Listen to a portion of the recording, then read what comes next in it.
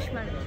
ಅಪ್ಪನಿಗೆ ಅಪ್ಪನ ಬರ್ತಡೇ ದಿನ ಒಂದು ನಿಮಿಷ ನಾನು ಹೇಳ್ಬಿಡ್ತೀನಿ. ಅಪ್ಪನ ಬರ್ತಡೇ ದಿನ ಮೂವಿ ಮುಹೂರ್ತ, ಹೊಸ ಮೂವಿ ಏನು ಅನಿಸ್ತಾ ಇದೆ?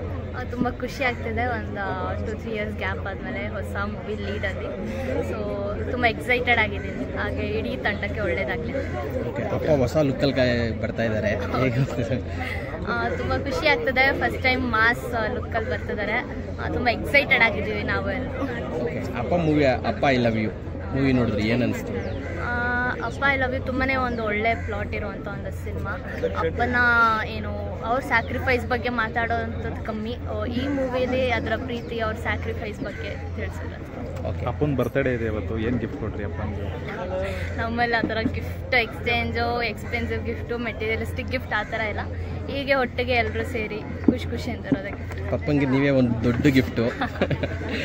ಓಕೆ, ನಿಮ್ಮ ನೆಕ್ಸ್ಟು ನಿಮ್ಮದು ಯಾವ ಮೂವಿ? ಸ್ಕ್ರಿಪ್ಟ್ ವರ್ಕ್ ನಡೀತಿದೆ, ಸದ್ಯದಲ್ಲ ಅನೌನ್ಸ್ ಮಾಡ್ತೀನಿ. ನಾನು ಅಪ್ಪನಿಗೆ ವಿಶ್ ಮಾಡಿ. ಹ್ಯಾಪಿ ಬರ್ಡೇ ಅಪ್ಪ. Thank you so much.